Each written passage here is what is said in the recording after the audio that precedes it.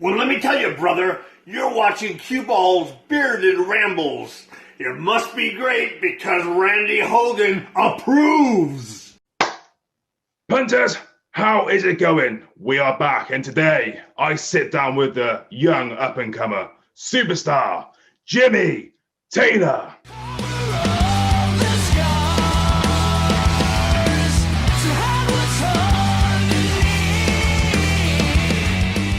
How the hell are you doing? We've never met before. Obviously, I'm CueBall, as you know. You're Jimmy. Nice to meet you. Nice to meet you. Very well, CueBall. Just raced over from Cardiff to Oxford to get you for this lovely opportunity to start the bank holiday with a bang. Nice, nice. So, any plans? The bank holiday drinking? Well, my best friend, I haven't seen him in about 18 months. Halloween 2019. Finally, the bromance is reunited, so we'll be probably having a couple of sherries.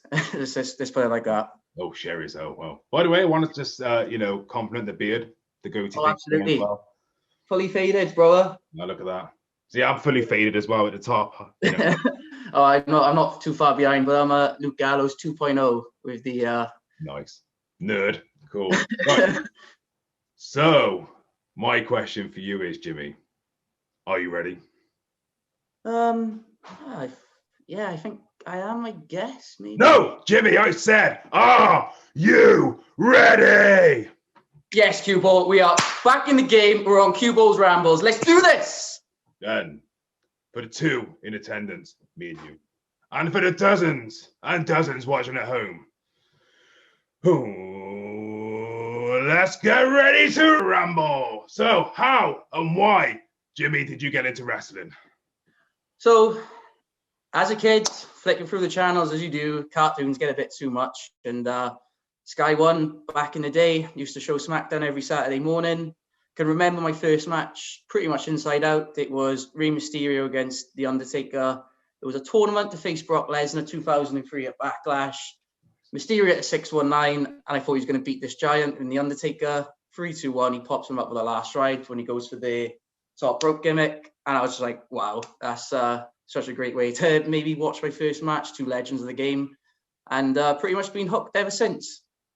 Nice. So I know you have a bit of history in wrestling, but instead of me talking about it, the bit I actually know, you're going to talk about it because this is what you're on here for.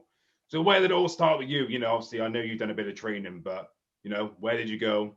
Why did you decide you want to start training? So my probably first steps in the wrestling, as I said, growing up watching it as a kid. As you get older, kind of fell in love with the old CM Punk, Daniel Bryan by about 2011. And I was like, getting to understand how the business works. And I got a friend, his name's Ashley, so I'll give a shout out to him. Gave me a message and he said, Jimmy, there's a training school by our local football stadium in Swansea. They're looking to set up a wrestling school. And we were like, wouldn't that be funny? Because I was back watching it and stuff then through uni. And I was like, go on, and let's do it. And we gave a message to the infamous Alan Ravenhill of Welsh Wrestling, and said looking to maybe just have a tryout, see what it's all about. Like background, gym, football, like any sort of sports growing up. So hopefully the fitness conditioning can shine through. Comes to the day, I gave my mate a shout. I'm like, look, what's the plan? We go in. He decides to bail. He didn't have it in him. So I was like, all right, I'm going to go on my own. And then ever since that moment, I've been probably absolutely hooked with wrestling and back in love with it. My trainer was the model Jay Russo. I personally think he's probably the best wrestler in the UK in terms of just the character is amazing, in terms of how not so much get wind up kids, which is maybe the easy part, but he can wind up the parents as well. He can get some good heat on them. So great person, great in the ring, as everyone else is in Welsh. But those are my first steps as a fresh intake. So we all started from the ground up pretty much. Nice, very nice. Yeah, there's something about that Jay Russo. Something about it. Good heel, very good at what he does. Just so sleazy, just so over the top. It's like I love characters, and like he is probably my favorite one in that sense of everyone on the local circuit. But I just love his work, to be honest. That's fair enough. So you're doing your training, you started your training. How long did it take you to get into the ring and have your first match? So I started training in May, I want to say of, I think it was 2017. I would have made my debut in February of 2018. It would have been a half term. Pretty much, as Welsh Wrestling do a lot of shows for half terms, a big opportunity for them business wise.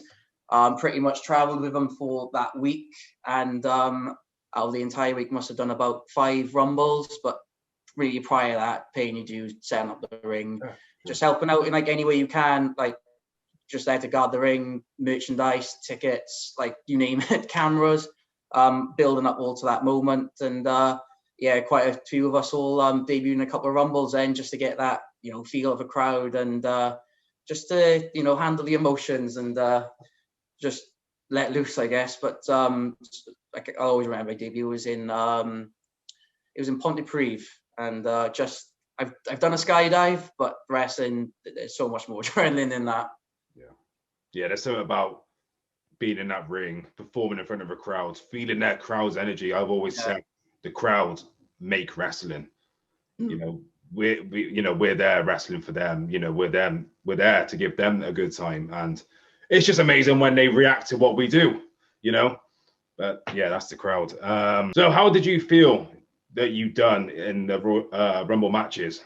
You know, especially your first one, you know, first time going out there, nerves would be high. Well, whoa, dude, you know, I don't know. Absolutely. So, like I said, Jay Russo was my trainer, so I was comfortable with him in terms of, you know, something to refer to. And, you know, as time goes on, you got to meet the rest of the guys. So your big dog, Stevie Star, Titan, Kid Cumry, Sterling Gold, just like getting to know them a bit, just as the person as well. So I felt like you going into the ring, when it comes to maybe those nerves, that you're in the right hands with those guys. Like I said, they got years of experience, and such a great bunch, and very thankful for that opportunity.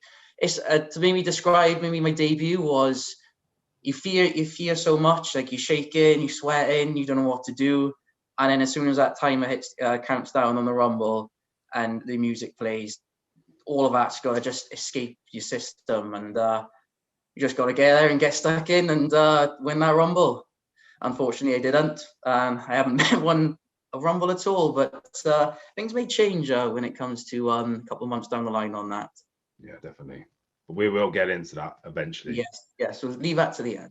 We'll leave that to the end. So you've had your time in Welsh Wrestling. You was there for a certain amount of time. So how come you had to step away from Welsh Wrestling then? Yeah, so like I said, paying your dues, just every weekend they got a show pretty much in the South Wales area, like Treacle Bay, etc. I actually live around the corner pretty much from Jay Russo, so in terms of any sort of shows, it's pretty easy just to jump on the van with him and Alan and setting up the ring. So it was just as the weeks were going on, just trying to help out as much as I can. I started refereeing then as well, just to get a bit more insight of just how it all works, I guess, and just trying to pull parts from the business. And then this is where it gets a little bit dark, and this is probably the first obstacle of many in my story.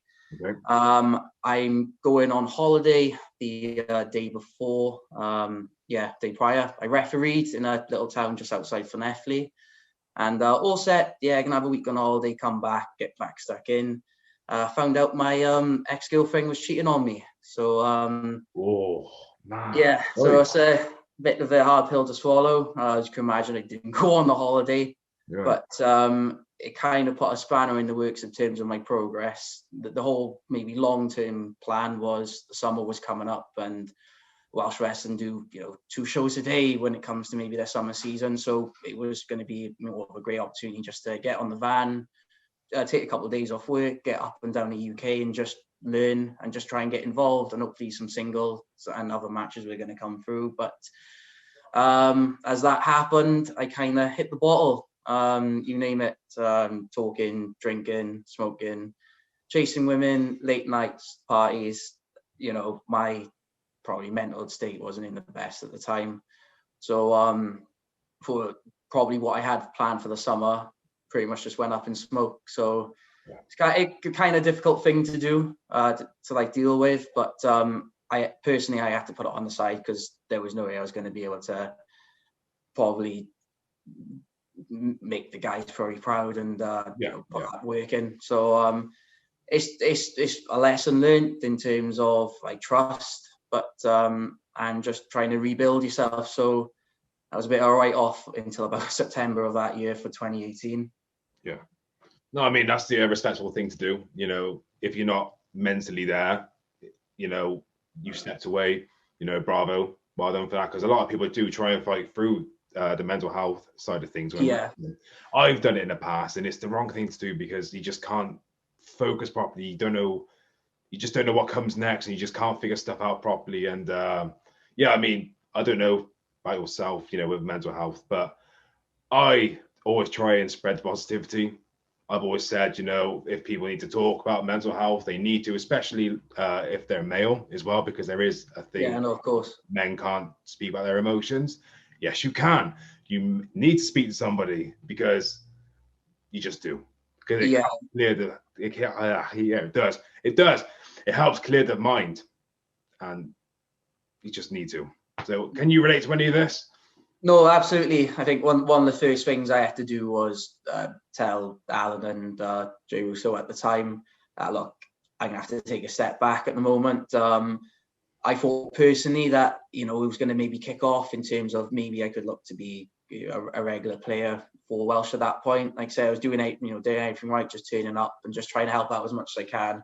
There was no expectation of me saying, oh, I want to be booked on this day and stuff. I was happy to be there and, you know, doing something that I have a big passion for. So I let them know, look, I'm going to have to take a step back. But in terms of, you know, addressing, you know, mental health and how you're feeling, it's very important, I think, to maybe speak up because I think empathy is maybe a big word when it comes to mental health. Outside of the whole, you know, wrestling spectrum, I've worked in financial services for probably 4 or 5 years now. And car finance was my job when COVID hit. And it is difficult. Like, I've been speaking to a lot of people who are struggling financially. And, you know, if you've got money problems, it can spiral into other problems. And it is very important to not put your head in the sand and speak out, because that problem can build up and certainly turn into a bigger problem. But if we try and, you know, deal with it at the source and, you know, look to address problems from the off, then, you know, a lot more people can do a lot more as humans. So like I say, I'm all for, you know, speaking out and trying to address problems. Just, you know, try not to make it even like just a big problem down the line. Like, everyone wants to help each other. Let's try and tackle it at the source. Yeah, definitely. Yeah, I mean, I've always said to my followers, if they ever need to chat to anybody, they want to chat to their families, drop my page a message, and I'm sure you'd probably think the same as well. No, absolutely.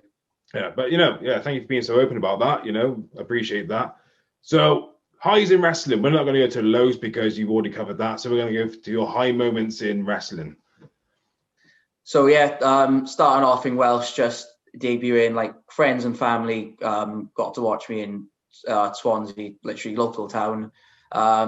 Good high on that was, I think I was doing the tickets on that day, and loads of familiar faces just from the area. And I'm like, yeah, enjoy the show, guys, enjoy the show.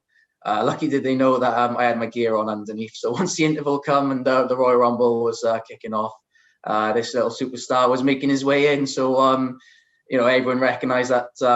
A lot of people knew who I was anyway, but a lot of people on top of that knew I was the one selling the tickets. So that was pretty good. That was a really good day in terms of reactions. But other highs, I started off in Dragon Pro after Welsh decided to call it a day in terms of the training school.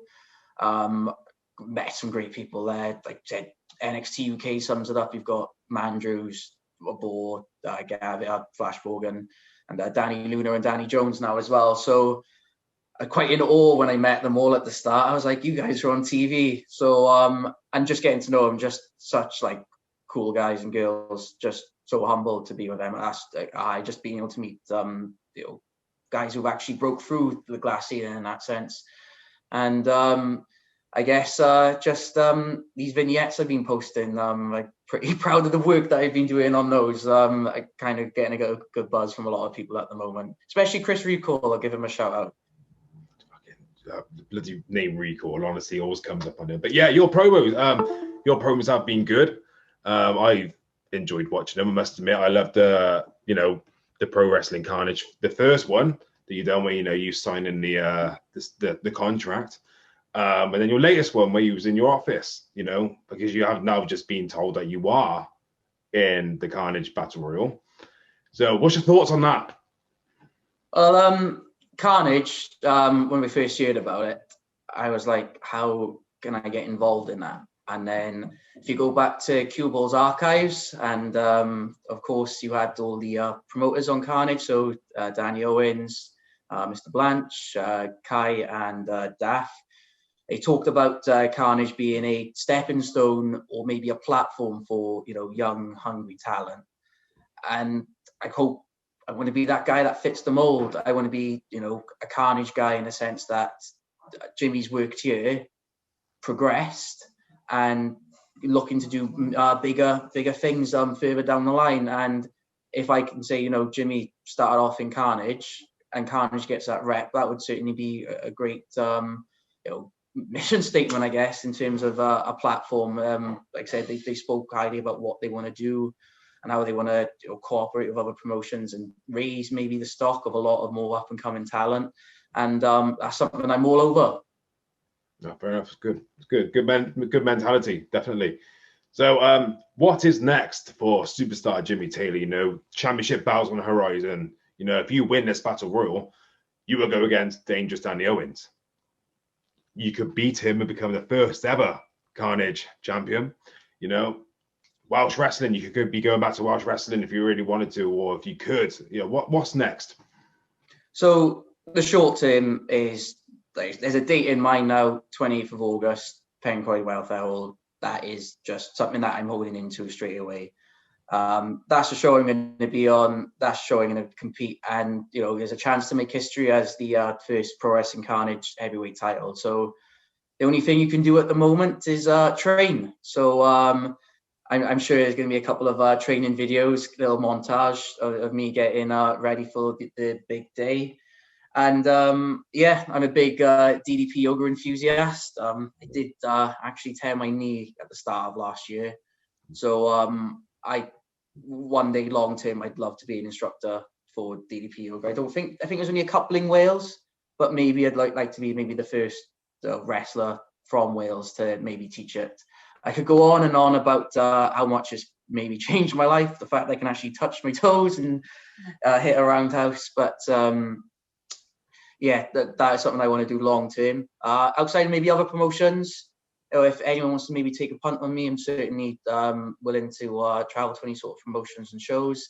And of course, the glitz and glamour of Welsh Wrestling. I'm still in contact with a lot of the guys there. And like I say, that's where I started. That's where I got to maybe learn the other side of the business in terms of what works and what doesn't. So I'd love to go back to Welsh as well. I know they're plugging a few shows, but I know the government have pulled back on those. But if there's an opportunity just to lift up those boards, lift up those ring posts, I'm certainly going to be the first person to reach out to say, do you need a hand? Because they're going to need some extra bodies, especially if trying to enforce social distancing and so on. So I want to be that guy who's just going to help out and, get, not just wrestling, but, all sorts of entertainment just back off the ground after such a difficult 18 months. Yeah, that's fair enough. So I'm bringing the question back that I always asked, like when I first started doing Rambles. So fast forward, maybe 30, 40 years. How would you, Jimmy, like to be remembered? 30, 40 years. Okay. Say if you still are wrestling, or you've retired, Yeah. How would you like to be remembered? Unique is certainly one. In terms of maybe what today's product is, I feel like a lot of that 80s glitz and glamour is gone.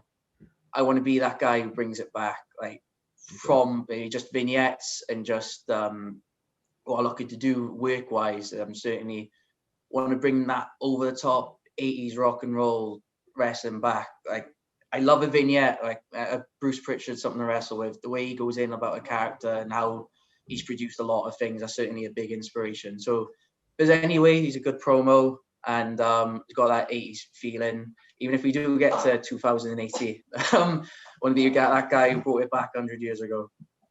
Fair enough. Fair enough. So I want to know what your finisher is and why. You know, just for the sake of, if somebody is like, you know, going to be studying you ready for Carnage on the 28th of August, you know, they're going to need to know what your finisher is. Finisher. I don't know if I want to give it away. You don't have to give it away, because that's a good answer, actually. That's very smart. I'm a big Steamboat fan, and when it comes to Steamboat's offense, he loves his pins. So if there's any sort of roll up, jackknife, backslide, any sort of pin, I'm going to be trying to do it. It could be a sunset flip. You know, I could maybe have the best sunset flip in the game, but you don't have to win with, you know, a slam, you know, an RKO. All you need is that 1, 2, 3. So any sort of sly roll up, any sort of quick win, you know, the bad guys might be expecting that. Good answer. So that's my questions out of the way, unless I think of any more. We're going to go on to fan cues. You know, cue for cue ball now. Ooh. It's a little stupid thing I came up with. So we got a couple of them today. So this is the first one from James Ellis, pro wrestler from Instagram. You know, your buddy, TaylorMade Brilliance, I believe. I think that's where you went with it at one time. Yeah, that was a short-term business venture. Yeah, well, it may have worked. But how bad do you want to be the Brilliance? Well, before I answer the question, I seen that you put the Q&A up, and he commented straight away. So he's been waiting for this. Yeah. So I didn't want to see the other questions, but that one I seen. So I had to think about it, and I think he's right. I think he definitely wants. I want to be the Brilliance. Just right now, if you know the Brilliance quite well, he likes a posh glass. He likes a liqueur. So cheers, James. This is squash, by the way. Oh, you killed the gimmick. that's what he does. And always have one of these behind your ear if you're the Brilliance. I don't smoke. Right. But yeah, I want to be the Brilliance. You know, living the life. Squash and cigarettes. Yeah, because he does seem to be doing very well, to be fair, for himself. But only time will tell. I think the squash has gone to his head, CueBall. I think we'll have to get him on, just see how he's doing. Well, he's already been on. But maybe I'm thinking of doing a special where I invite past guests on to speak to him, you know, when they've wrestled and all that. But anyway, that's for another time. Catch up. Yeah, CueBall's catch up. Yeah, not catch up. Love it. You got it. There we go. So that's going to be a new mini series eventually somewhere down the line. Thank you very much for that. No problem. Dangerous Danny Owens on Instagram. So obviously referring to the Battle Royal, obviously. If you win the Battle Royal, how do you think you'll beat him? If I made liquor sense, because I'm sure I read that. Yeah, it did. It made sense. Well, I think the one thing that stands out maybe in my story is the word resilience. So I've had a couple of obstacles, you know, a couple of demons, a couple of injuries. So that resilience is the reason why I've got to Carnage. So if it's going to be my resilience to win the Battle Royale, I'm sure it's going to be my resilience to beat Dangerous Danny Owens. And that's going to be something that's set the tone for Carnage, is that you need to be resilient in sort of anything that you do, outside or inside the ring. So Danny Owens, if it's me being that last man standing, watch out, because I'm going to be the one who's going to be making history, not you. Ooh. Cool. So when it comes to this Battle Royal, I don't know who's going to be in it myself. Let's say, I don't know, maybe Joel Redmond comes in. Maybe you have Big D who comes in. JJ Roberts, Stevie Jones, you know, all these big guys coming in. How are you going to, like, you know, what are you going to do to try and get these guys out? I mean, these are pretty big dudes. You got to stay alive, and you got to watch a lot of Rey Mysterio. You've seen him do it, 60-minute man. Absolutely. If it's just pulling the rope down, any sort of Hurricanrana, I'm going to be doing anything to eliminate those guys. Or maybe I just don't have to. maybe the other guys will just beat up each other, and little old Jimmy will be left in the corner, and he may be able to pull a quick one. But I'm certainly going to make sure that I leave an impression of that Rumble. Right, fair enough. Well, gonna put it out there. If I see you, I'll be taking you over the top rope, all right? Just so you know. There's no friends in it. That's fine. We can. No, I never said we were friends, pal. I never said we were friends. You just sorry, it's a business relationship. Yeah, exactly, business. So next question is Lee Stadden. That's what I want to say. You got it in one. Yeah, well, here we go. I'm shit with names, by the way. So, what wrestler does superstar Jimmy Taylor compare to in terms of style? Okay, so in terms of style, obviously lockdown has been a lot of time on my hand. I haven't been trying to watch the current product. I've been trying to get away from that.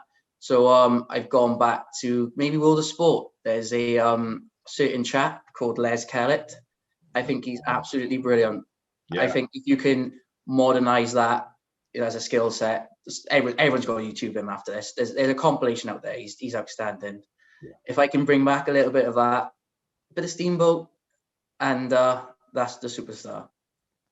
Nice. Paul Evans. Is Jimmy Taylor going to be driving his wagon to different promotions up and down the UK in the future? God. The wagon. So my car. So I'm 25, single, no kids, but I own a 7-seater Ford Galaxy. So you're prepared for life. That's what it is. Any promoter out there, if somebody needs 6 wrestlers and a referee, Jimmy's here. People can come down with him as well. We are friends now. I decided we're friends now because he's got a car. That's why. Yeah. So yeah, but it's not usually a standard boy racer 4-seater car to a 3-door. It's a tank. The tank of Jimmy Taylor. Nice. So this question, I hope I get the name right. Ashley Pasty Leach. Got it again. There we go. 2 points to CueBall. And I couldn't get your real name right, but we're not going to say your real name. So, what are superstar Jimmy Taylor's favorite matches or performers that have inspired you so far? Okay, so in terms of maybe growing up, I was big Van Damme and Guerrero fan. You know, both their finishers are frog splashes, so I must have just been growing up feeling froggy or something. So, in terms of matches, the Flair Steamboat trilogy is outstanding. My probably favorite match is probably Steamboat against Rick Rude, Bash at the Beach. They have a 30-minute Iron Man match. They said Austin Rock, anything of Austin, Owen Hart, that whole Attitude Era, late 90s. You can't pick one match, CueBall. I can't pick one. Yeah. A lot of people have influenced you then, yeah. Last question by Dave Aaron. I think that's how you pronounce his last name. If you're watching, Dave, I'm sorry, but it is what it is. Tell me, who would Jimmy like to lock up with the most, indie and mainstream? So, in terms of maybe who I've been trained by, like there's a couple of guys I mentioned there. I think it would be great just to, lock up with people who played a part in my training. So Russo was my first trainer, of course, Danny Jones, Wild Boar, Mandrews. It'd just be maybe a full circle moment that these guys have played a part, and then there'd give me a point that maybe I could get out to lock up to him and say, I've taught this guy, and he's been able to give me a good old fight in the ring. So certainly any person that's played a part in my training, I'd certainly love to lock up with. We're talking mainstream WWE, etc. MJF would be a good one, 100%. Van Damme, if he's still wants to go, because he's my idol on that, and his documentary last week was pretty outstanding. And I don't know, with all the WWE guys, I think it would just be one of those jaw-dropping moments. Yeah. Maybe Vince McMahon, if he wants to take off that once more. I'm sure he can replicate a steel cage match or something from St. Valentine's Day Massacre. Nice, fair enough. So that's the fan cues out of the way. Is there anything you would like to shout out, promote before we take it home? Well, certainly shout out to Pro Wrestling Carnage. Again, August 28th, I will be there for the Battle Royale, where the winner faces Dangerous Danny Owens to be the first Pro Wrestling Carnage heavyweight title champion. Looking forward to hopefully sharing some training videos with all of you in the future. Other shout out Welsh Wrestling. Like I said, hopefully they'll be back on the road very soon. I may pop up there, I may not, but I'll certainly be there looking to help out in the near future. I'll give a shout out to James Ellis because he's the biggest pain in my life. The brilliance. The brilliance and the resilience. Yes. Oh, God. That is going to be a poster in 5 years' time once we're headlining places all over the UK. And you'll be promoting that for me, CueBall. But outside of the ring, I'll give a shout out to Swansea City, who are playing in the playoff final. If this goes live today, does it go live today, Friday?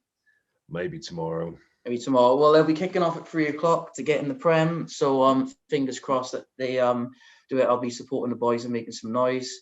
And friends and family. My little niece Phoebe May, who's had a starring role in a couple of my videos. Love you very much.